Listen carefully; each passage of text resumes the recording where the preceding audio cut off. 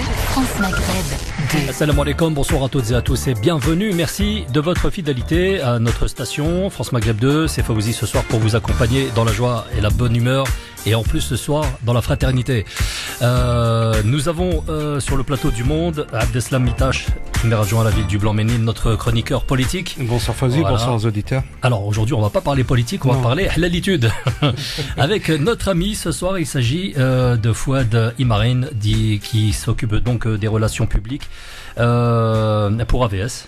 L'association bien connue ici sur le terrain. Bonsoir et bienvenue. Tiens, tu peux te rapprocher du micro. Salam alaikum, bonsoir à tout le monde. Marhaba bik khoya.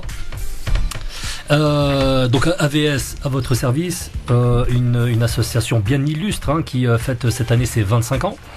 Donc très jeune association, mais quand même relativement âgée. Et on va parler un petit peu du travail qui a été mené sur le terrain depuis toutes ces années. C'est un travail qu'on sait apprécier dans la communauté musulmane. On va parler donc alors d'un événement que vous organisez en fin de semaine. Ça sera vendredi prochain, le 31. Et l'intitulé de cette conférence, c'est le halal de l'ethnique à l'éthique. C'est pas très éloigné comme thématique. Alors pourquoi aborder cette thématique et justement entre l'ethnique et l'éthique? Alors, on l'organise effectivement le vendredi en soirée, donc on invite le public à y participer. Pourquoi de l'ethnique à l'éthique? On prend ce concept comme une espèce de curseur social, philosophique de notre histoire, concernant les musulmans en général et l'activité du halal en particulier. Nos parents nous racontaient que pour eux, le seul critère de s'assurer que la viande qu'ils vont manger est une viande halal, c'est qu'il fallait qu'ils s'assurent que derrière le comptoir, c'est un maghrébin qui tient la boutique. Donc la référence, elle était avant tout ethnique. Et c'était le critère de confiance. C'est le critère de confiance. Et d'installation en installation, d'établissement en établissement des musulmans, de génération en génération, les débats commençaient à se poser sur mais qu'est-ce que ça veut dire halal? Et donc là, ça a remonté aux sources premières des textes sur cette dimension du halal. Et ça renvoie à l'idée qu'en fait, derrière la dimension du halal, il y a la dimension de l'éthique. Et donc, c'est pour cela que pour nous, ce curseur est très important dans lequel nous, on est complètement inscrits. On va pas dire que nous, AVS, on l'a atteint, mais on s'inscrit dedans. C'est comme on est passé d'un moment où la référence était avant tout ethnique, communautaire au sens culturel du terme, et on est en train de tendre vers quelque chose qui est de l'ordre de l'éthique, de la philosophie, d'une vision plus universelle que le fait que ça se passe entre maghrébins. Alors, vous êtes né il y a 25 ans, à une période où il y avait beaucoup de duperies sur le halal, et d'ailleurs c'est l'une des causes qui a provoqué votre naissance. Le halal aujourd'hui en France est estimé entre 5, 6 voire même 8 milliards d'euros. C'est un gros marché donc qui attise les appétits des industriels et puis d'autres professionnels aussi. Alors le halal lui est est un business qui se répartit sur plein de segments comme le segment de la viande, la confiserie, les plats cuisinés, les sauces, les cosmétiques, etc. J'en passe, il y en a beaucoup. Vous avez choisi d'être donc sur la viande. Pour être clair et pour revenir un petit peu sur la définition du mot halal, qu'est-ce qu'on considère comme une viande halal quand on veut consommer halal? Alors, je réponds immédiatement à votre question, puis après je reviendrai sur ce que vous avez évoqué juste avant. La définition du halal est tout simplement tirée des deux sources principales en islam, qui sont le Coran, le Coran ou le Sunna, donc la référence au prophète sallallahu alayhi wa sallam, qui considère que une viande peut être consommée par un musulman soucieux de sa relation avec Allah subhanahu wa ta'ala que si elle obéit à quelques critères.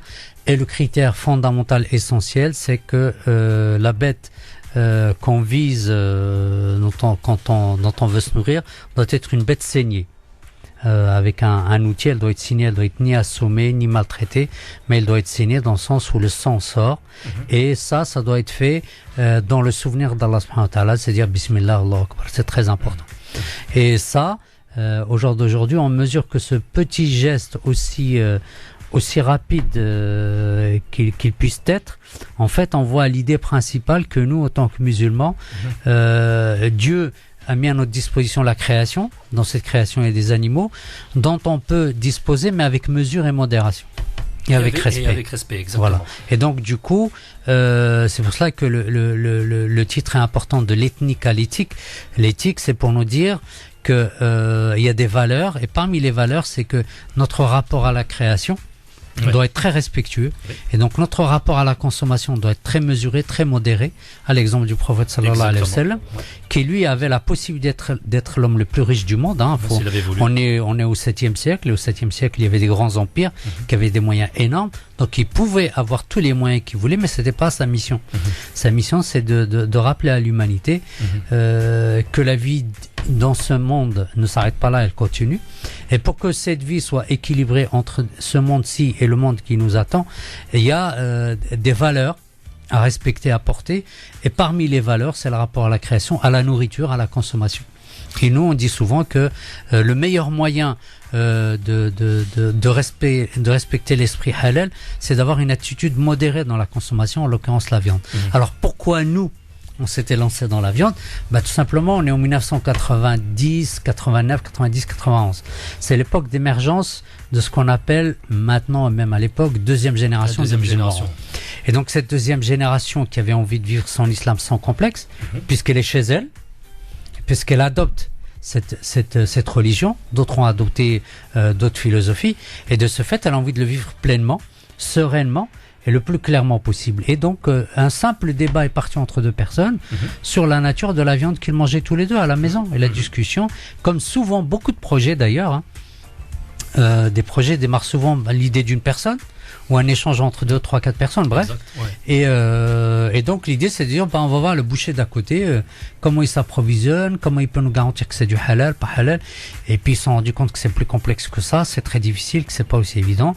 Et ils ont essayé de comprendre, et ils se sont rendus compte qu'il y a d'autres communautés avant les musulmans qui ont organisé leur activité liée à l'abattage rituel, en l'occurrence les juifs en France, parce qu'on est les deux communautés à avoir droit, et ils se sont inspirés de cet exemple-là, qui après s'est développé, qui a donné ce qu'est AVS aujourd'hui. Donc il est important d'abord de réaliser que c'est tout un parcours, toute une histoire, c'est aussi une époque, ça correspond à un besoin générationnel. Ceux qui ont aujourd'hui entre 50 ans et 60 ans, c'était l'époque, comment je vais vivre mon islam en toute sérénité puisque je suis chez moi. Et donc c'est là l'époque où les initiatives des mosquées, c'était la les premiers lycées. Voilà, après les premiers lycées sont venus, les cours d'arabe dans les mosquées, ainsi de suite. Donc c'est à ce moment-là que AVS a émergé. Elle a émergé dans ce mouvement, dans cette vague. Donc c'est pas quelque chose d'exceptionnel. D'accord. Donc et puis ceux qui ont fondé cette dynamique, alhamdoulilah, se sont dit nous on va pas se disperser. On a une activité sur laquelle on s'est mis d'accord et on va rester concentré et ne pas réfléchir à plein de projets. Et donc du coup, par exemple, un des premiers éléments fondateurs, c'est de dire si je fais de la certification halal, je vais pas faire du commerce de la viande. Ah, d'accord. Parce que je peux pas être jugé parti. Et de surcroît, ça va me disperser. Si je fais de la certification halal, je vais pas m'occuper des mosquées, d'écoles ou de quoi que ce soit. Il y a d'autres compétences pour le faire. Je dois rester sur mon activité. Je peux participer, cautionner, soutenir, mais ma responsabilité devant Dieu, c'est là où j'ai commencé et c'est là où je dois me maintenir. Donc en fait, vous avez fait le choix de rester sur votre créneau qui est donc la certification et la sacrification aussi ou pas? Le sacrifice, oui, quand c'est nécessaire, on le fait. Et donc, dès le départ, c'était que sur le domaine de la viande, et ça l'est resté depuis, parce qu'on s'est dit que c'est un élément de base dont la communauté a besoin. La seule évolution qu'il y a eu historiquement, c'est que dès le départ, on s'interdisait de sortir de la certification des boucheries. Et puis, face à une demande très croissante, très pressante de la communauté, on s'est dit, pourquoi pas, on va essayer de certifier ou de contrôler des snacks et des restaurants. En sachant que première activité, qui est l'activité de contrôle de boucherie, on considère que c'est un besoin nécessaire et vital. Et donc, pour nous, il ne peut être que gratuit, même si ça nous coûte au bout.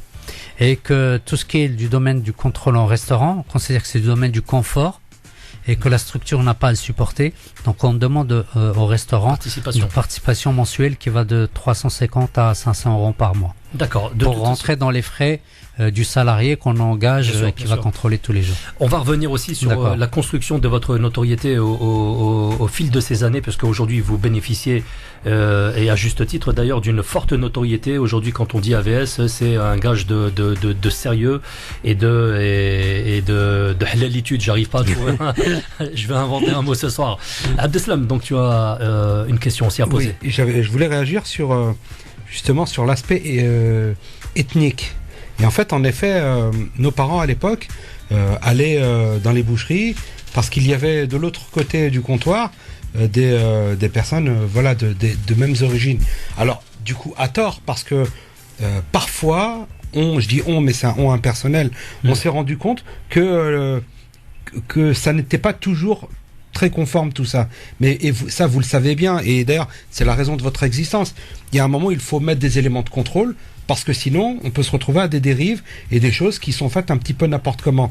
Donc aujourd'hui, AVS, il répond à un besoin, mais répond aussi à une demande de la communauté qui était un petit peu perdue, qui ne savait pas justement à qui faire confiance. Et du coup, vous chargez de cet aspect et pouvoir justement apporter ce label AVS pour dire, voilà, vous pouvez vous présenter dans tel établissement. Ouais, nous garantissons le fait qu'il soit halal. Ouais. Tout à fait, c'est exactement ça. On a agi avant tout, quand on regarde un peu l'historique, on a agi avant tout en tant que consommateur, mais des consommateurs qui se voulaient actifs. Et qui étaient perdus des fois. Voilà, et donc qui étaient perdus. Alors, il s'est avéré qu'il y avait les bouchers qui étaient là, qui exerçaient, on s'est rendu compte, il y a un problème de compétence. D'ailleurs, c'est un débat encore récurrent, hein, quand on discute souvent avec des consommateurs lambda ou des institutionnels, ils nous sortent l'argumentaire de la confiance. Il faut avoir confiance en la personne qui vous vend le produit à consommer. Et nous, avec l'expérience, on s'est rendu compte que c'est pas un problème de confiance, c'est un problème de compétence, parce que c'est un milieu tellement complexe, c'est un circuit tellement complexe par le nombre d'acteurs qui interviennent, qu'un boucher ne peut s'assurer de la provenance et de la qualité de la marchandise. La traçabilité, ça vous a aidé quand même. Et donc c'est pour ça que la traçabilité a été élaborée. C'est comment, à partir de notre présence en abattoir, où on abat la bête, on participe à sa découpe et on la trace dans ces différentes parties quand elle devient carcasse, et comment cette codification qui est instaurée dans le cadre de la traçabilité doit être retrouvée en boucherie par le contrôleur boucher. Pardon, mais la traçabilité, elle a été mise en place à l'époque où il y avait eu l'encéphalite spongiforme bovine, ce que l'on appelait la maladie de la vache folle, où on avait besoin de savoir elle existait bien avant. D'accord. Nous, dès la naissance en fait de la structure, sur la base de ce que faisaient d'autres communautés. Hein. Oui. Dès la naissance de la structure, on va dire qu'on va faire du copier-coller élaboré qui s'est après complexifié au fur et à mesure. Quand tu as la vache folle, par exemple, il s'est avéré que là où on intervenait, on arrivait facilement à tracer là où il y a problème ou là où il n'y en a pas. Donc on était devenu une valeur ajoutée de la traçabilité virtuelle, informatique. Nous, on a de la traçabilité physique matérielle avec de l'estampillage, ce qu'on appelle des tampons, mais aussi de la traçabilité humaine. C'est des hommes qui sont là au moment de l'abattage. Il y a d'autres hommes qui sont au moment du contrôle en boucherie. Et les deux communiquent via l'administration par des codes que ni les uns ni les autres ne connaissent au préalable. Ah, d'accord. C'est-à-dire que celui qui vient contrôler en boucherie, il ne sait pas quel code il va trouver, lui. Et celui qui est en abattoir, il a un planning de code qui change chaque semaine. Et donc, ce planning de code est donné par l'administration. D'accord ? Et donc, celui qui va en boucherie ou en restaurant tous les jours, il communique les codes qu'il trouve. Et là, il y a vérification. L'administration vérifie est-ce que ça correspond au planning. Alors, il peut y avoir des ratés, des loupés, il y en a toujours. Hein. Oui. C'est-à-dire que malgré notre contrôle, il y a des ratés dus à nos manquements de nos salariés parfois. Il ne met pas le code dans le bon endroit, il se trompe 2 semaines, mais ça, c'est rattrapable. Et il y a aussi des ratés dans la livraison. Parce que vous savez, maintenant, le milieu de transport devient aussi très complexe. Les abattoirs n'ont pas forcément tous des transports. Donc, un transporteur rentabilise sa marchandise. Donc, il peut mettre tout et n'importe quoi. Donc, ça aussi, il faut être très vigilant.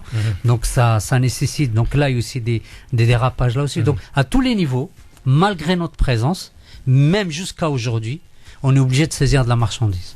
C'est bien. C'est bien, il faut le faire justement pour que le client final, le consommateur, soit vraiment au plus proche de la vérité et de ses exigences. Parce qu'il y en a qui tiennent vraiment à manger, à savoir ce qu'ils mangent, et c'est tout à fait louable.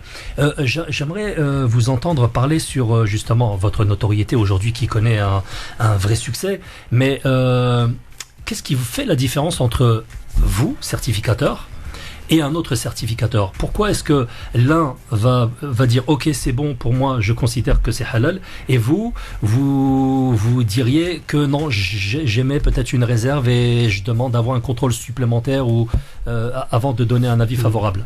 Alors, et pourtant, alors que c'est la même viande. Pour rappel, nous, dès le départ, on s'est engagé auprès de tous les consommateurs que nous contrôlons que de visu, que nous certifions que de visu. Donc c'est par la présence. Je peux vous raconter présence permanente, quelques années permanentes au moment de l'abattage consacré au halal. Oui. Il faut qu'on soit là.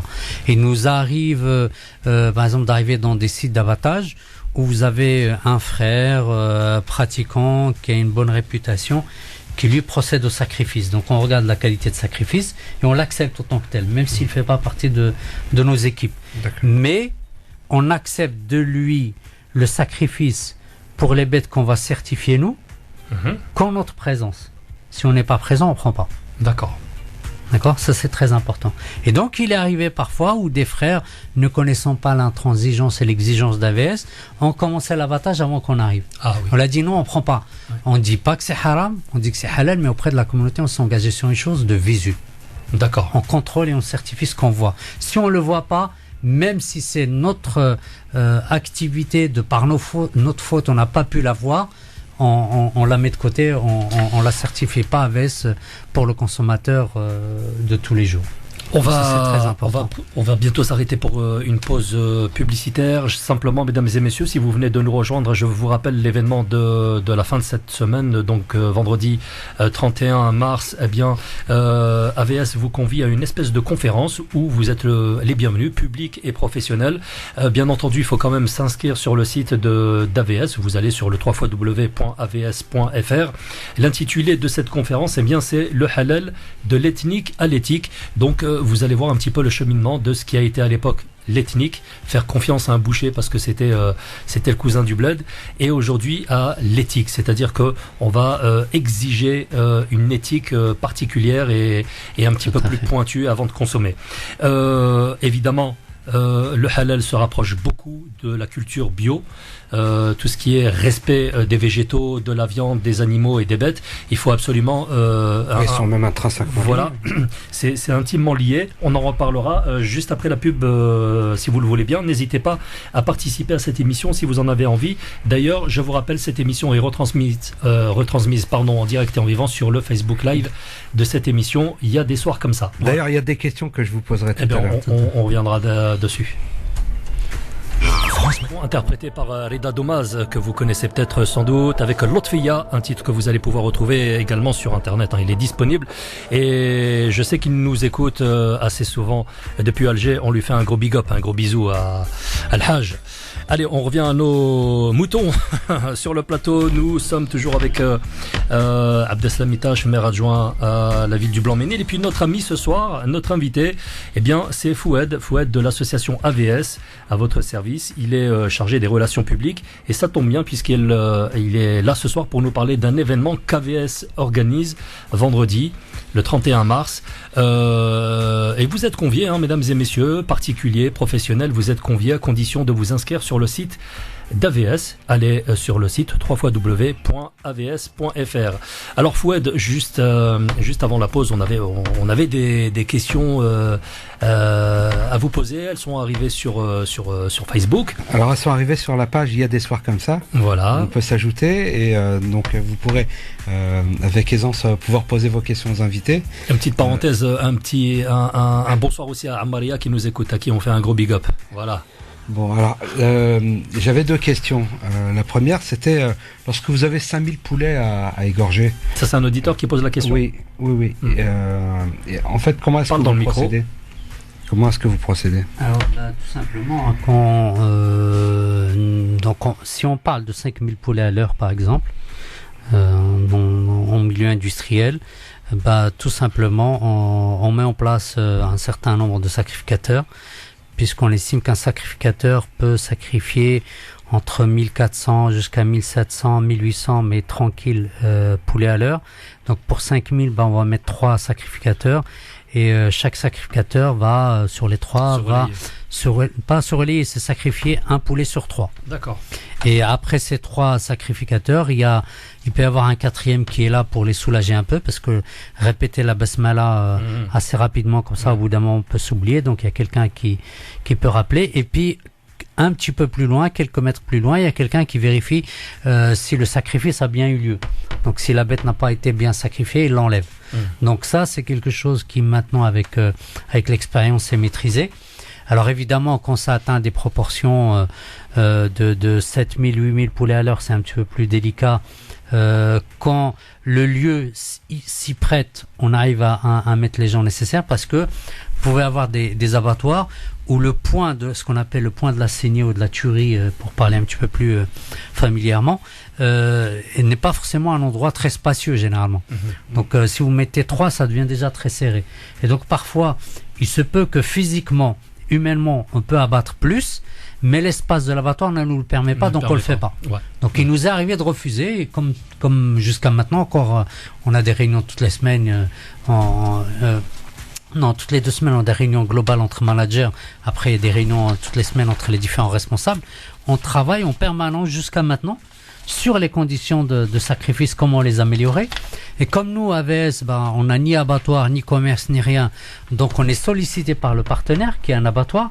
Et c'est ce qu'on appelle, on fait un audit, une première tentative, et on voit est-ce que c'est du domaine du possible ou pas. Donc, il peut nous arriver d'abattre des 5000, 6000 poulets à l'heure, comme il peut nous arriver de refuser de le faire parce qu'on peut pas l'assumer derrière, parce que matériellement, physiquement, c'est trop serré et on le refuse. Ça nous arrive. D'accord. Une deuxième question, assez directe. À qui appartient AVS ? Alors AVS est une association loi de 1901, fondée en 1991. Un des fondateurs est toujours le président, Monsieur Bellatui Lahsan, il est toujours là. Et donc l'esprit de l'association est resté, et on y tient toujours parce que ça correspond à l'esprit du waqf en islam, c'est-à-dire cette propriété collective, ça nous appartient pas, et c'est un cadre qui nous permet chaque matin quand on arrive, qu'on a une responsabilité à gérer un bien qui nous appartient pas, et qu'il faut le préparer pour qu'on travaille justement pour que la relève puisse tranquillement prendre les rênes de la structure, parce que la moyenne d'âge chez les anciens, elle est entre 50 et 60 ans, donc il est temps de passer le flambeau. Voilà. Tu as une autre question ? C'est bon, alors on va pouvoir parler maintenant justement de la conférence proprement dite, donc le halal, de l'ethnique à l'éthique. Qu'est-ce qu'on va pouvoir vivre ce jour-là au siège d'AVS ? Alors, il y aura donc cette rencontre. Dans cette rencontre, il y a 2 gros parties, grosso modo. Donc, il y a la partie échange, discussion, et il y a la partie tirage au sort pour ceux qui ont gagné au jeu concours qu'on a lancé depuis quelques semaines, dans le cadre des 25 ans d'AVS, où on a mené aussi d'autres actions. Je suis intervenu dans différentes radios en France et des conférences, et même à l'étranger. Donc l'idée ce jour-là, c'est de faire venir les gens au siège pour qu'ils voient la structure déjà, parce que on se rend compte que lorsque les gens viennent pour la première fois, ils sont surpris de l'organisation. Donc on s'est dit que dans le cadre de la transparence, il faut continuer ce travail de communication. Deuxième élément aussi, c'est d'exposer comment on travaille, où est-ce qu'on en est aujourd'hui, au bout de 25 ans, où est-ce qu'on en est, quelles sont nos réussites, quelles sont nos difficultés, quels sont nos échecs aussi. Et le troisième élément qui est aussi très important, c'est d'échanger avec le public, parce que le public, il a des questions que nous on se pose plus ou qu'on ne se pose pas, et que c'est le public qui arrive avec un regard extérieur, qui nous interpelle sur des choses qu'on ne voit plus, qu'on ne voit pas, ou sur lesquelles il est important d'apporter des réponses, comme tous les fantasmes qu'il y a sur la manne financière autour du halal, comme sur tous les débats qu'il y a sur oui, mais c'est le désordre, c'est opaque. On essaie de démontrer. Oui. Et on essaie de démontrer qu'il n'y a rien d'opaque, qu'il faut faire attention. C'est un discours négatif sur l'islam, parce que dès que certains acteurs de la société parlent de l'islam, c'est pour en parler en disant du mal, en disant ils n'arrivent pas à s'organiser, ils n'arrivent pas ceci. Ben, si on a du mal à s'organiser, je suis quand même étonné que depuis 30 ans, il y a près de 2500 mosquées. Vous faites la démonstration du contraire. Voilà, vous existez depuis un quart de monter siècle. des écoles, des lycées qui se montent, des institutions qui sont en train de se monter, autofinancées, Oui. organisées d'une manière professionnelle. Et ben si ça c'est pas de l'organisation, si ça c'est pas de la transparence, je sais pas ce qu'il faut de plus. Alors, vous avez été au centre aussi de plusieurs polémiques durant les Oui. années dernières, etc. Vous avez essayé de communiquer là-dessus. Je me souviens d'un épisode où vous avez lancé une campagne de tractage de prospectus qu'on avait retrouvé dans les sandwicheries, les restaurateurs, les restaurations. C'était à l'époque d'Isla Délice avec AVS, etc. Donc les gens ne savaient plus trop à quel sein se vouer. Et surtout, comme tu le disais à l'instant, ils n'avaient pas d'interlocuteur, les gens. Les gens voulaient un interlocuteur. Le seul interlocuteur qu'arrivait à trouver le consommateur, c'était le boucher du coin Tout à fait. ou alors le grec du coin. Et c'est pas votre ambassadeur, il n'a pas forcément les arguments que Tout à vous, fait, vous oui, pouvez bien sûr, apporter. bien sûr. Alors, vous aujourd'hui, est-ce que vous êtes clairement dans une prise en main d'une nouvelle communication pour dire aux gens, venez, on va répondre à vos questions? Tout à fait. C'est-à-dire, depuis quelques mois, si ce n'est peut-être une année, on commence à se donner les moyens humains d'avoir la possibilité de communiquer en permanence avec le grand public. Ouais. Parce que ce n'était pas simple, parce que c'est quand même un travail à plein temps, c'est des moyens qu'il faut mettre. Malgré qu'on soit l'une des institutions islamiques celle qui est la plus mise en avant, elle a quand même ses difficultés internes qui lui permettent pas d'être partout et de répondre à tout. Mais depuis une année, on essaie justement de répondre. Et la célébration des 25 ans, c'est aussi une des opérations de communiquer au maximum au grand public pour lui donner accès. On a une page Facebook à peu près à 100 000, qui touche à peu près 100 000 personnes, sur laquelle je travaille régulièrement aussi. On essaie de répondre quand on peut. Oui. Et l'idée, c'est de continuer dans cette dynamique-là, en échangeant, en prenant le temps pendant le mois de Ramadan, on va essayer de mener aussi des actions. À la rentrée aussi est prévu de mener des actions. Donc, on est en train de se construire une politique de communication stable et durable. C'est très bien. Alors, je vais revenir aussi un petit peu sur votre côté un petit peu strict, même très strict et rigoureux, et c'est très bien parce que nous, consommateurs, c'est ce qu'on cherche. Et j'ai découvert sur votre site qu'en fait, certains savants, entre guillemets, rendraient licite l'étourdissement. Sauf que moi, j'ai découvert que sur votre site, vous expliquez. Il y a le avant et le après. Si vous pouviez expliquer à nos auditeurs ce soir, ça va sûrement les intéresser. Alors, faut savoir que c'est un débat qui est mené depuis des années, voire des décennies, sur le fait, est-ce qu'on considère une viande halal provenant d'un abattage pratiqué en milieu industriel, ce qu'on appelle un abattage conventionnel ou traditionnel, qui consiste en fait à ne pas saigner la bête, mais à l'assommer. Donc, qu'il s'agisse des ovins et des bovins, moutons, vaches, agneaux, ou qu'il s'agisse de l'électricité pour la volaille, que ce soit les poulets ou de la dinde. Donc, pour les ovins et les bovins, nous avons des espèces d'électrodes où il y a un courant électrique qui passe, concernant les agneaux, où justement les électrodes sont posées sur les tympans. Et pour le gros gabarit, c'est une espèce de matador, c'est comme une espèce de pistolet avec une espèce de grande tige comme un pistolet, une balle qui sort, et qu'on applique sur le crâne. Et pour la volaille, les bêtes elles sont accrochées dans des crochets dans une chaîne, et on les fait passer en trempant leur tête dans un bac d'eau électrifié. C'est-à-dire au moment du passage, l'électricité elle touche la bête et elle l'assomme. Et après elle passe dans un disque. Quand il s'agit de l'abattage classique, traditionnel, parce que dans tous les cas, il faut faire sortir le sang. C'est ça qui est paradoxal. On reproche sur l'abattage rituel de saigner directement, mais l'abattage classique, traditionnel, nécessite la saignée dans tous les cas. Et donc, est là où il y a le débat entre nous, les défenseurs de cet abattage religieux, parce que quand on dit rituel, c'est plutôt l'aspect de l'Eid al-Adha. Mais en général, c'est l'abattage religieux, c'est-à-dire un abattage avec une vision religieuse de la vie, comme chez les Juifs.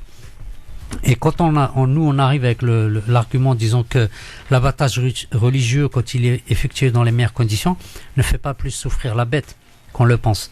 Et donc là, c'est un débat que même des scientifiques non musulmans ont tranché, peut pas être ni pour ni contre, mais il y a juste la question de la perception de la souffrance animale.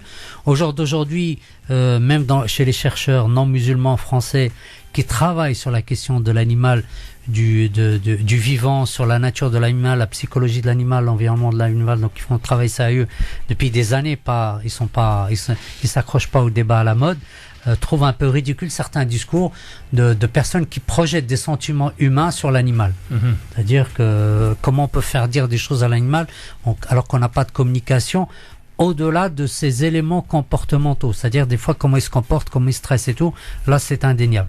Mais dans tous les cas, ce qui se passe en abattoir, c'est pour cela que nous on était obligés d'intervenir, c'est que le principe général, c'est l'application de l'assommage au préalable, ou de l'étourdissement au préalable.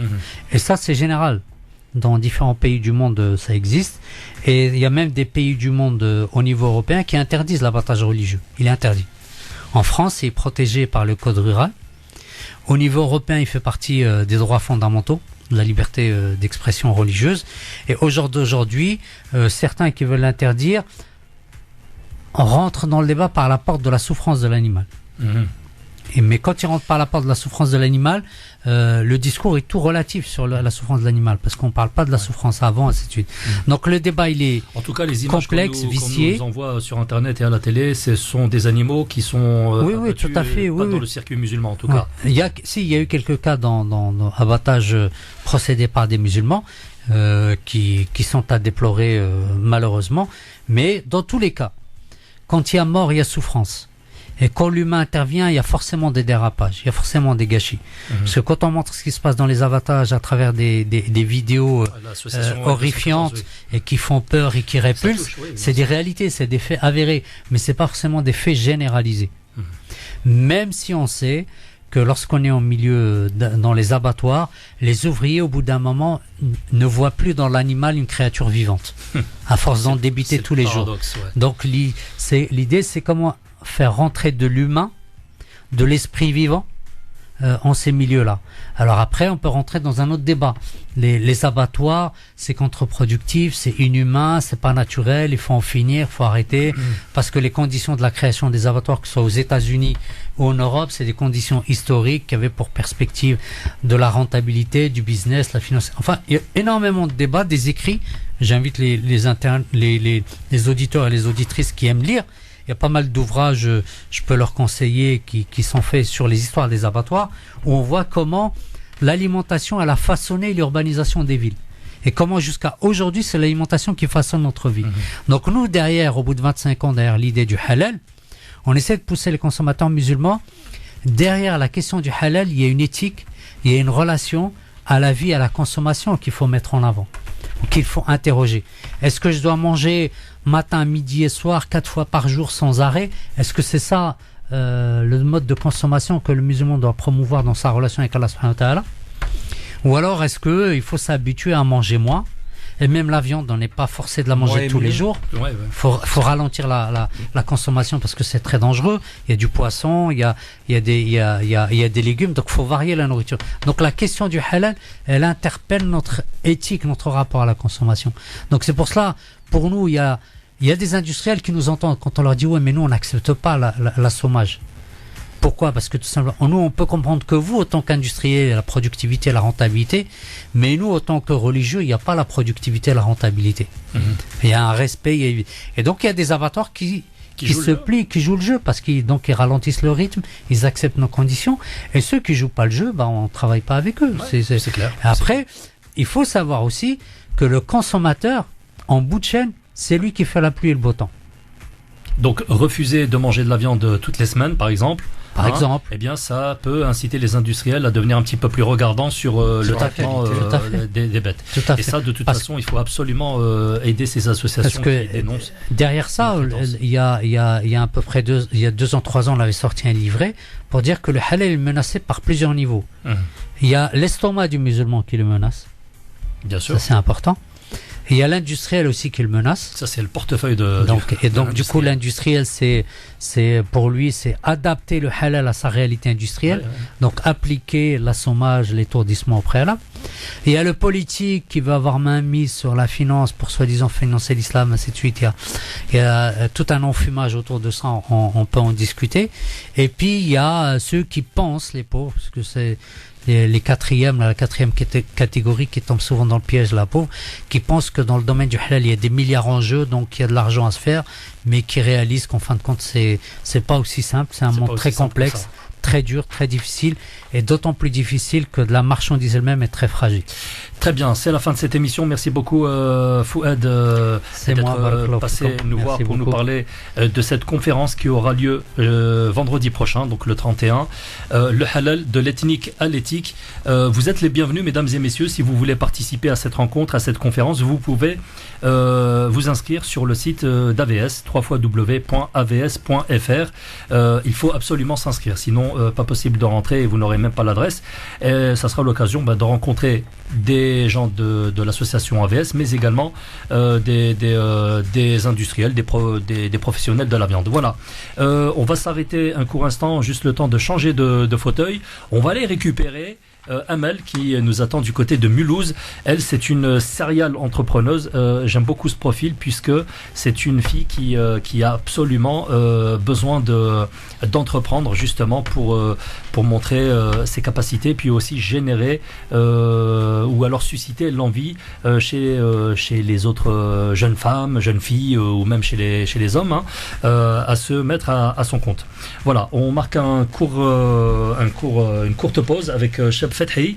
On va changer un petit peu de registre et puis on revient juste derrière avec Amal qui sera avec nous au téléphone. Allez, de retour dans les studios de France Maghreb 2. Bienvenue à tous ceux qui viennent de nous rejoindre et bon courage à vous si vous bossez ce soir et surtout à ceux qui vont faire une nuit blanche.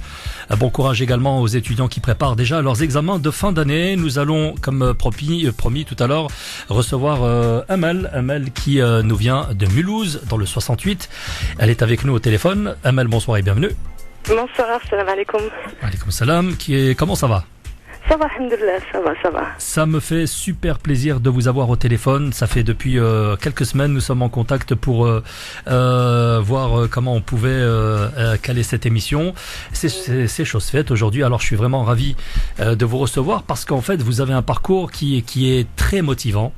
Vous avez eu un parcours dans le marketing, vous avez été également commerçante, vous avez fait un tour aussi dans l'enseignement, vous avez été également traiteur, vous avez été dans la communication et en ce moment vous êtes entrepreneuse puisque vous avez développé quelques sites. Nous allons en parler tout au long de la soirée.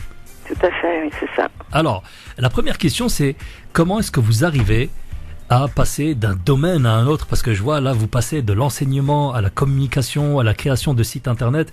Waouh. Et en plus il faut le signaler, vous êtes maman, vous avez 5 petits enfants, c'est ça, 5 enfants. 5 grands. Voilà, Allah ibarak, Allah ibarak. Comment est-ce que vous faites pour avoir le temps de tout faire? En fait, c'est juste une question de volonté et je pense que l'élément le plus important, c'est de pouvoir être indépendant. Ouais. C'est vraiment quelque chose, quand on le souhaite, on peut. C'est-à-dire que c'est à la portée de tout le monde. Ouais. En fait, c'est votre moteur, en fait, de créer des entreprises ou alors des sites internet. Là, en l'occurrence, ce soir, c'est ce dont nous allons parler. Mais c'est ce qui vous motive, l'indépendance? Oui, complètement. Et même par rapport à notre communauté, le fait de pouvoir le partager. C'est-à-dire que c'est un savoir que moi j'ai acquis. J'étais complètement autodidacte à la base. Oui, j'ai vu. Donc j'étais prédestinée à la comptabilité, mais je me suis toujours orientée vers autre chose, à rechercher quelque chose de plus dynamique. Ouais. Et c'est vrai que la création de sites internet, c'est quelque chose que je connaissais pas du tout, mais je voyais le potentiel en fait d'être sur le net en tant que commerçant ou autre.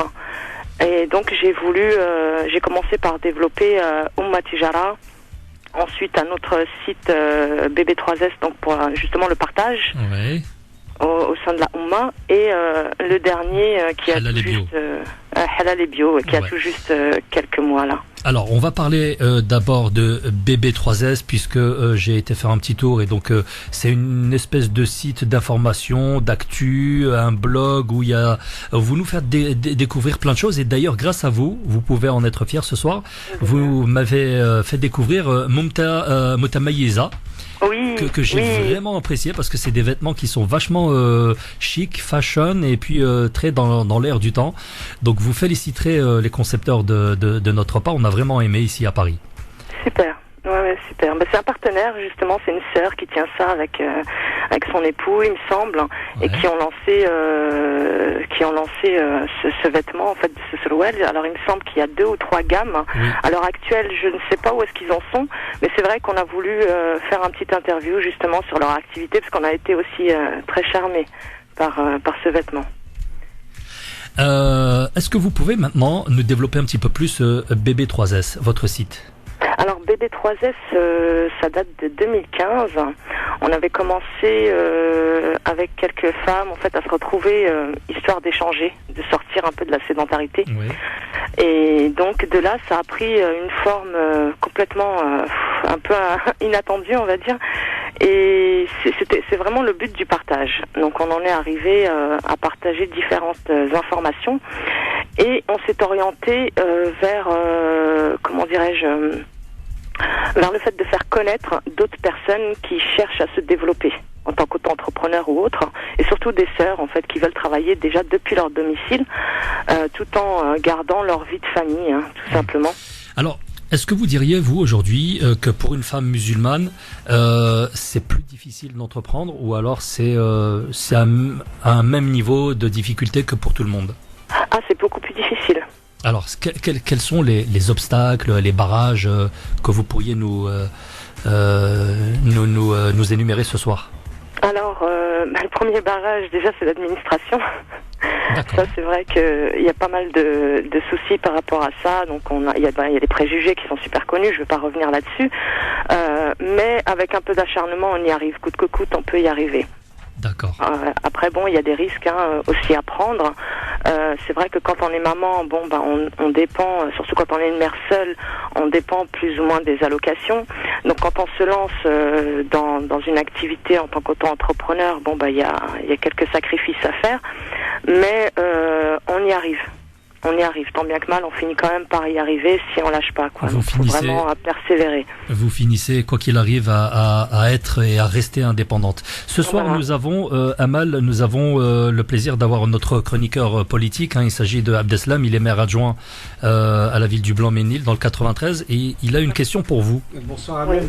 Moi, ma question, c'était justement dans ce monde entrepreneurial qui est essentiellement masculin, est-ce que vous avez fait l'objet de misogynie ? Non, du tout. Du tout. Sincèrement, non. Que ce soit auprès des fournisseurs ou des clients, pas du tout. Alors après, il y a peut-être une facilité du fait d'être derrière un écran. Les gens ne sont pas forcément censés savoir que c'est une femme qui est derrière. Je vois par exemple avec Halal Bio, même Oumma Tijara, souvent il y a un doute. On ne sait pas si c'est un homme ou une femme, quoi. Donc après, au niveau, c'est vrai que comme je disais tout à l'heure, au niveau administration, c'est vrai qu'on est beaucoup surpris. Moi, ayant 5 enfants, on m'a souvent encouragé à les élever et de rester tranquille à la maison, quoi. Mais c'est pas antagoniste, vous le faites très bien. Mais si vous aviez un message à faire passer justement aux femmes qui ont un projet à cœur, mais qui n'ont pas franchi justement l'étape de la création d'entreprise, qu'est-ce que vous leur recommanderiez ? Sincèrement, de foncer. Et surtout, c'est vrai que après ça dépend de l'entourage. Si on a un entourage qui nous encourage, tout simplement, c'est vrai qu'on y croit. Faut y croire aussi. Il faut que le projet soit concret. Parce que moi aussi j'ai eu l'occasion de rencontrer pas mal de femmes qui avaient des projets qui malheureusement après il y a aussi, on a la chance d'avoir internet avec lequel on peut se former sur énormément de choses. C'est comme ça que d'ailleurs c'est sur le net que j'ai appris à monter des sites internet et qu'est-ce que je pourrais leur dire de plus, qu'il faut pas lâcher, quoi. C'est pas parce que les premières semaines, les premiers mois on gagne pas un rond qu'il faut absolument laisser abandonner, tomber. pas du tout. Des fois, il y a des projets qui sont abandonnés, c'est triste, alors qu'ils ont un potentiel énorme. Alors justement, je pense que dans vos projets d'entreprise, vous avez reniflé quelques bons plans. Déjà avec le site BB3S, avec une diversité dans les articles, dans les annonceurs, etc.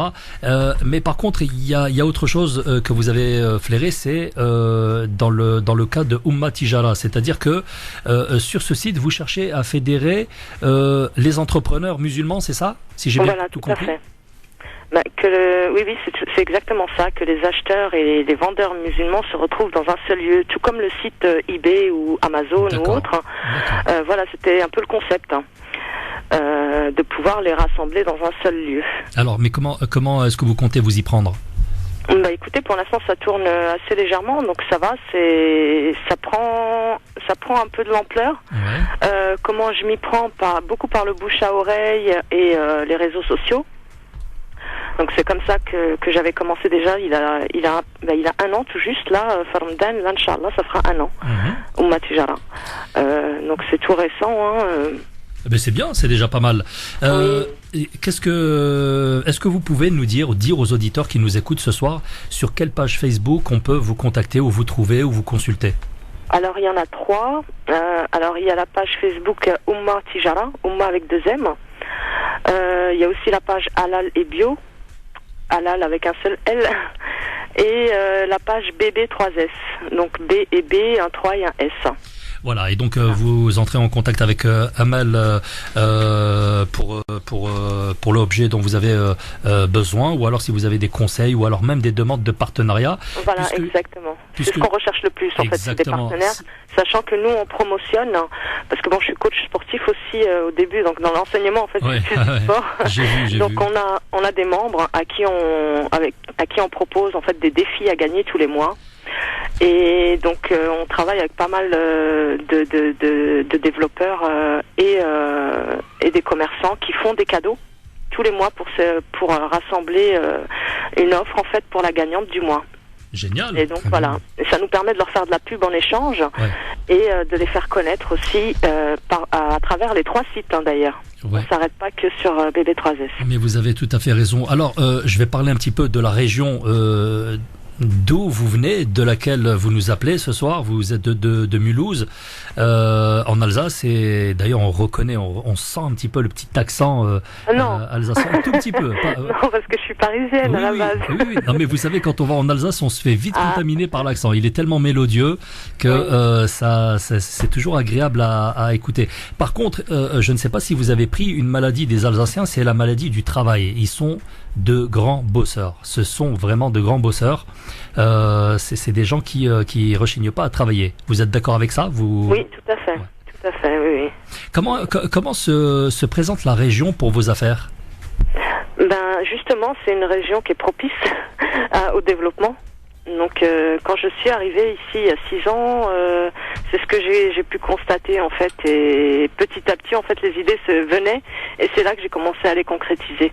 Et c'est vrai qu'il y a pas mal de choses à faire, tout comme le sport. D'ailleurs, étant donné que je suis coach sportif, je donne des cours aux femmes voilées, par exemple, parce qu'il n'y a pas ici en tout cas dans la ville, il n'y a pas de lieu pour elles où elles puissent se retrouver, avoir une activité. Et avec les critères que elles recherchent, c'est-à-dire où il n'y a pas d'hommes, par exemple, qui passent, où c'est restreint, et où il n'y a pas de musique, par exemple. Après, ça dépend des demandes, mais on essaye de répondre à une demande globale. Et ça, c'est vrai que c'était, ça a été une opportunité pour moi, donc je l'ai saisi. Et à côté de ça, de là, ça a fait naître BB3S et ce qui s'ensuit. Amel, on vous sent enthousiaste. Rassurez-moi, vous avez d'autres projets que vous voudriez concrétiser? Oui, il y en a plein d'autres en fait. Une idée en ramène une autre. D'accord. Bon, on va pas vous demander lesquelles, mais pas pour tout de suite, Inch'Allah. Mais on sent l'enthousiasme. Oui. Merci. Oui, après c'est pour toutes les villes pareil, je pense, en dehors des grandes villes, parce que bon, c'est vrai qu'il y a beaucoup de concurrence, mais dans les petites villes, on pointe souvent du doigt le chômage, alors qu'il y a énormément de choses à faire, surtout dans notre communauté. Il y a énormément de choses à faire et j'invite les gens vraiment à se creuser un petit peu et d'essayer de répondre aux demandes. Il suffit juste d'observer et d'y répondre. Et d'y répondre, tout à fait. Alors, mesdames et messieurs, si vous venez de nous rejoindre, vous êtes effectivement sur France Maghreb 2 et c'est Fawzi pour vous accompagner et je me fais un plaisir de vous présenter Amal de Mulhouse qui nous présente donc ces 3 sites, Oumma Tijara, Halal et Bio et BB3S qui sont 3 sites distincts mais qui sont de la conception d'Amal. Alors si vous êtes businessman ou business girl dans l'âme, eh bien c'est peut-être l'occasion de faire ou de nouer un partenariat avec Amal. Est-ce qu'on peut parler maintenant d'un autre aspect d'un de vos sites, c'est l'art du vivre sain et vivre naturel et je veux parler donc de votre site Halal et Bio. Oui. Alors Halal et Bio, pour résumer, j'écoutais tout à l'heure le frère de AVS. Oui.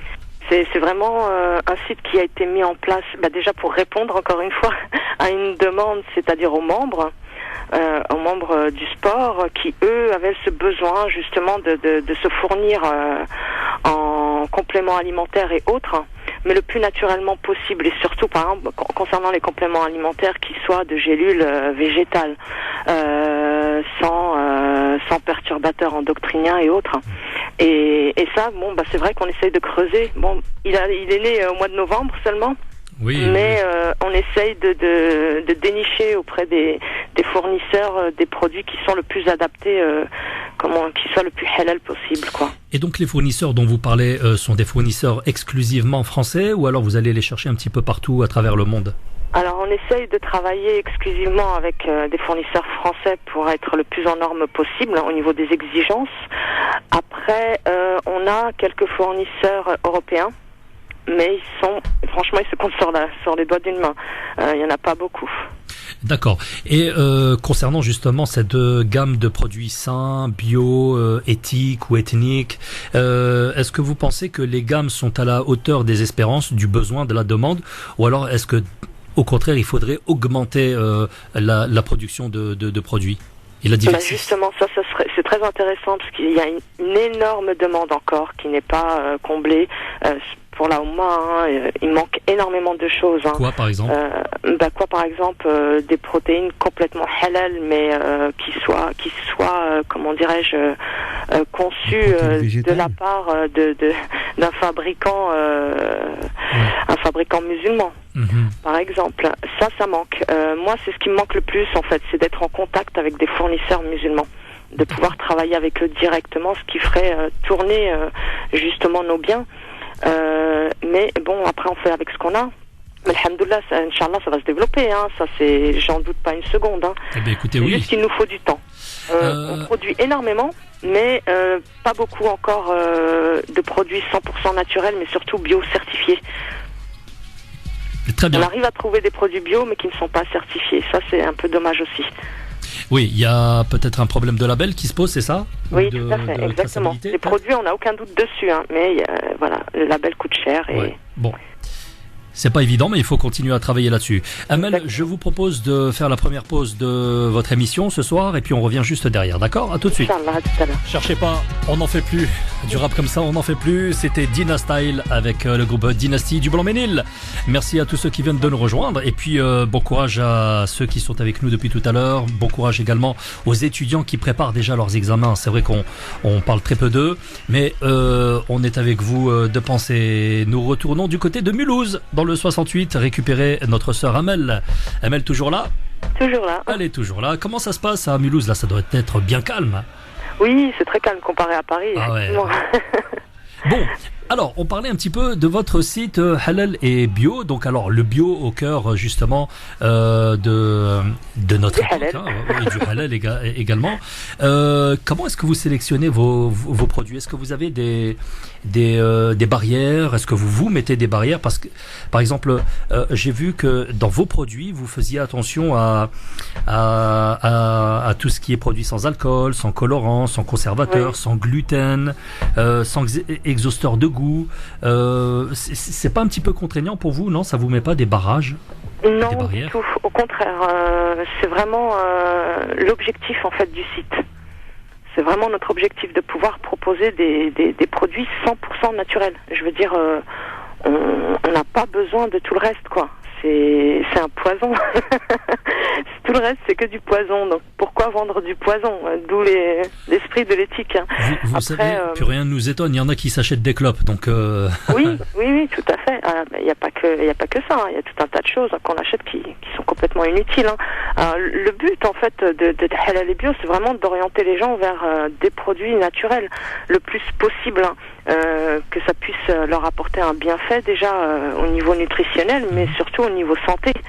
On est plus orienté là-dessus, sur la santé, qu'on néglige beaucoup. On a lancé notre gamme d'argent colloïdal. Ah oui.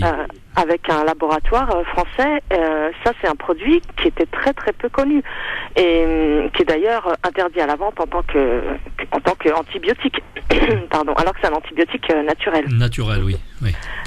Donc on a le droit de le vendre en tant que produit cosmétique pour se démaquiller. D'ailleurs, les youtubeuses en font un produit phare au niveau du démaquillage. Mais c'est un produit miracle. Hein, subhanallah, c'est un produit qui peut régler énormément de problèmes. J'invite les gens d'ailleurs à aller lire l'article qu'on avait mis sur Halal Bio. Il y a un article complet et une vidéo d'ailleurs aussi. Après, c'est pareil pour tous les autres produits. On n'est pas là pour vendre pour vendre. On essaye de vraiment vendre qualité, mais qualité santé. Alors justement, moi j'avais une question à vous poser, Amel. Est-ce que vous êtes partisane du consommer moins pour consommer mieux? Complètement. Avec le Ramadan qui approche, c'est vraiment le slogan type, quoi. C'est parfait. Bon, je vais le déposer alors, je vais me dépêcher. Oui. C'est exactement ça, oui. Pourquoi consommer plus alors qu'on peut consommer moins, justement, en ayant les apports suffisants? Oui. Alors justement, dans votre perspective de développement, est-ce que vous pensez à faire de plus en plus de vidéos, parce qu'on est vraiment à l'ère de la vidéo, du digital, et pour se faire connaître et pour également mieux se faire référencer, les vidéos c'est ce qu'il y a de mieux. Hein, on remonte plus dans les stats, les statistiques. Faire plus de vidéos, c'est peut-être aussi un argument pour vous plus tard. Oui, j'y travaille. Bon, c'est vrai que cette année, c'est une année qui est assez chargée, on va dire, pour moi, mais Inch'Allah, oui, après le Ramadan, c'est quelque chose qu'on retrouvera plus régulièrement sur les 3 sites d'ailleurs. Même le site BB3S, il a été un peu délaissé ces derniers temps, mais il va reprendre. Tout de suite après le Ramadan, on va reprendre avec des recettes, des conseils diètes. On a également mon ami qui lui est comment dirais-je, qui est sportif aussi, mais qui donnera des conseils directs par téléphone avec des suivis justement diététiques, tout en restant dans le plus naturellement possible. Donc, le but, c'est simplement d'aider les gens à comprendre ce qu'ils mangent et pourquoi ils le mangent. C'est pas simplement de manger pour manger, quoi. C'est même les aliments santé, c'est essayer de comprendre. Voilà, on prend par exemple de la spiruline. Pourquoi on en prend? Est-ce qu'on en a vraiment besoin, ou est-ce qu'on a peut-être besoin d'un apport, d'un booster moins dynamique que la spiruline qu'on peut trouver dans d'autres aliments? Voilà, en fait, c'est juste d'aiguiller le plus possible. Une femme enceinte ne peut pas avoir la même alimentation qu'un sportif, ou une haja ne peut pas non plus avoir la même alimentation qu'une mère au foyer. Un sédentaire ou un non-sédentaire. Ouais, exactement. Abdeslam, tu avais une question? Oui, non, c'était juste, je partageais, Fawzi, ton avis sur justement la communication. Alors moi, pour le coup, je suis un grand consommateur de vidéos, mais alors juste une chose, hein, c'est des petites vidéos, c'est 2-3 minutes, choc, justement, quand je dis choc, hein, pas dans le but de choquer, mais faut synthétiser en 2-3 minutes. Il faut que ça soit court. Il faut que ça puisse ne pas lasser le téléspectateur, la personne, parce qu'aujourd'hui, on consomme tous de la vidéo par les smartphones. Moi, le premier, hein, je suis complètement dans ça, et je pense que ça vaut tous les discours. Et vous inscrivez dans ça, Amel? J'aurais voulu, oui, c'est vrai que par manque de temps, j'en fais pas autant que j'aurais souhaité, mais j'en profite justement d'être à l'antenne. Si il y a quelqu'un qui souhaite développer les vidéos à l'Albio, ou même pour BB3S, et faire un échange de liens, et il n'y a pas de souci, nous on est preneurs. Oh il doit y en avoir qui vous écoutent ce soir. Mais oui, j'espère bien. Les personnes peuvent vous contacter sur votre page Oumma Tijara, ou alors sur la page Halal et Bio, ou alors l'autre site BB3S. D'ailleurs, pour BB3S, on cherche des rédactrices. s'il y en a qui sont intéressés, c'est pour justement relancer le site parce qu'il est un peu endormi en ce moment. Donc c'est temporaire, hein, mais s'il y a des rédactrices qui seraient intéressées, même débutantes, on a tous démarré un jour, et qui souhaiteraient donc écrire des articles justement autour BB3S, veut dire beauté, bien-être, santé, sport et solidarité. Donc qui seraient intéressés par l'un de ces sujets et proposer divers articles ou autres, on est tout à fait ouvert à ça. Alors, il y a quelque chose aussi qui est revenu très souvent lorsque j'ai visité vos sites, c'est que vous insistez très largement sur l'aspect solidaire et sur l'aspect artisanal. Alors, vous êtes très favorable à l'artisanat ici en France, tout ce qui est produit à la main, de manière artisanale en France, mais également aussi dans d'autres pays. Et vous êtes également très sensible à la solidarité. Alors, comment est-ce que ça peut se traduire dans votre quotidien à travers vos sites et vos activités ?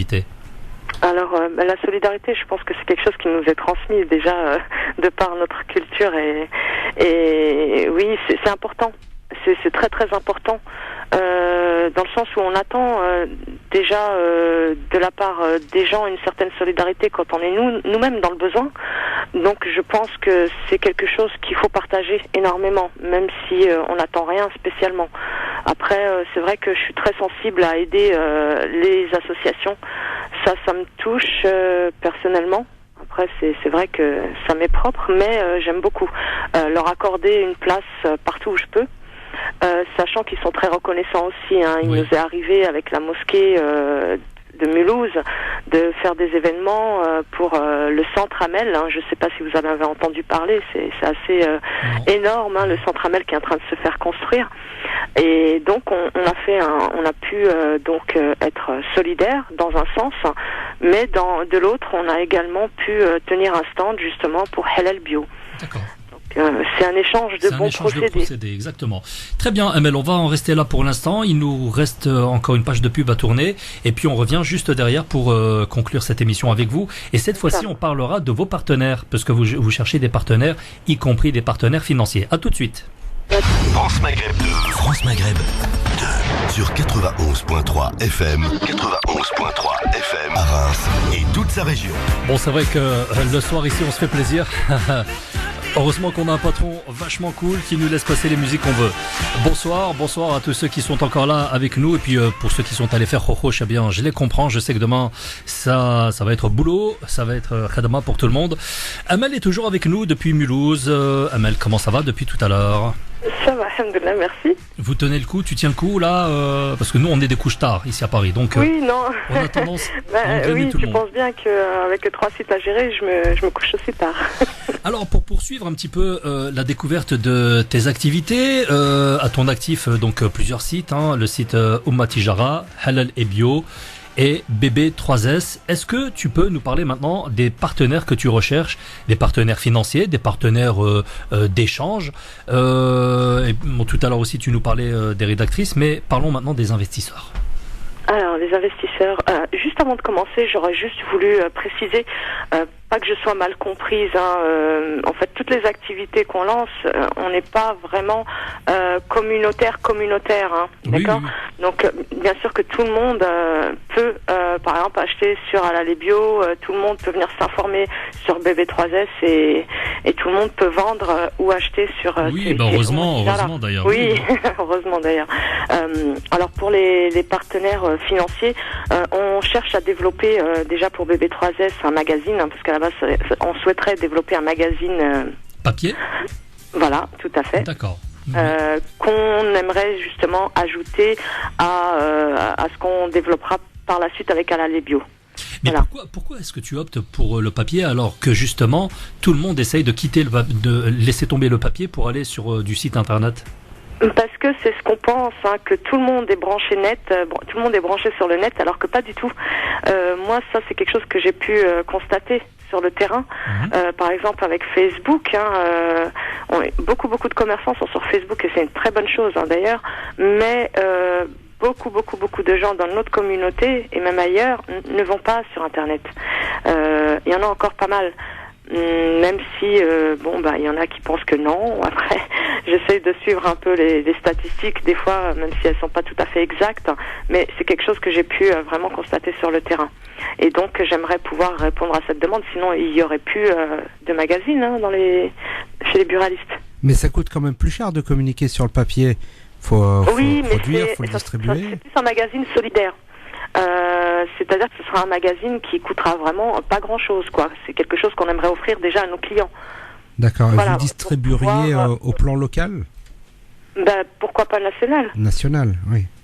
Il y a des moyens, il faut des moyens derrière.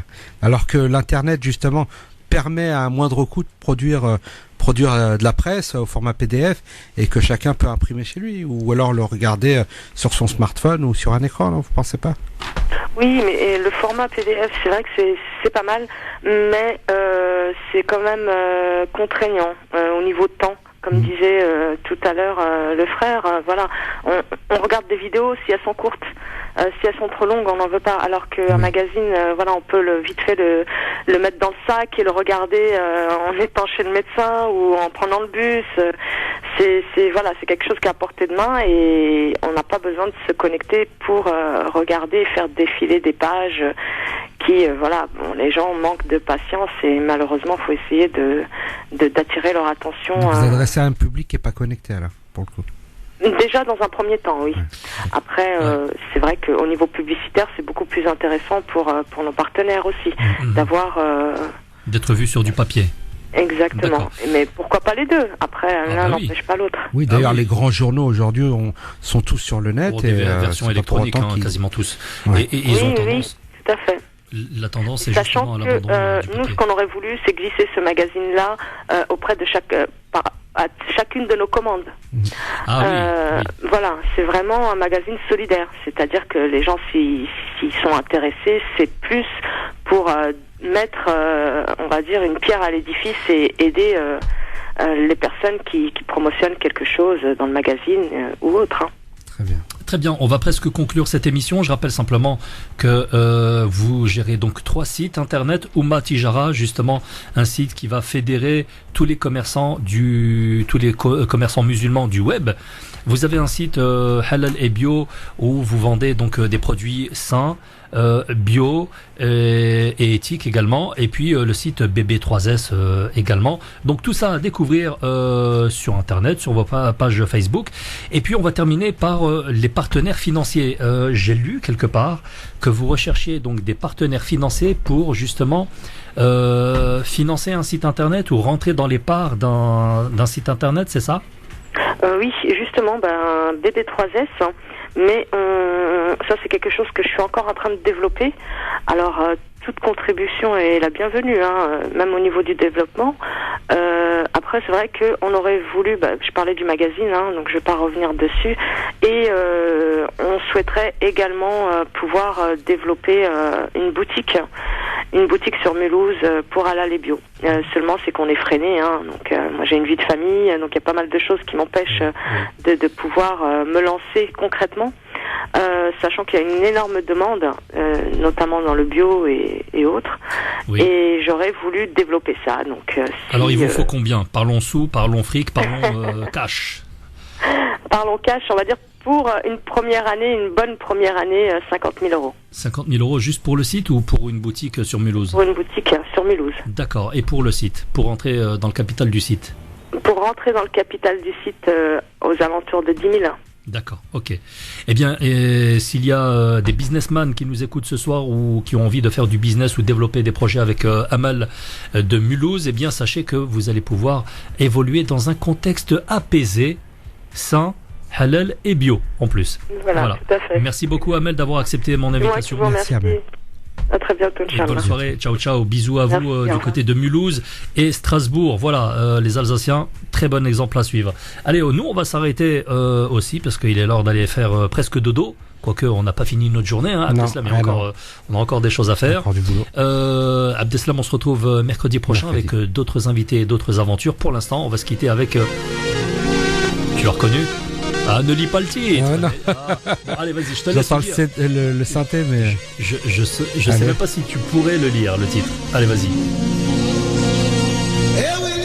Khaled. D'accord.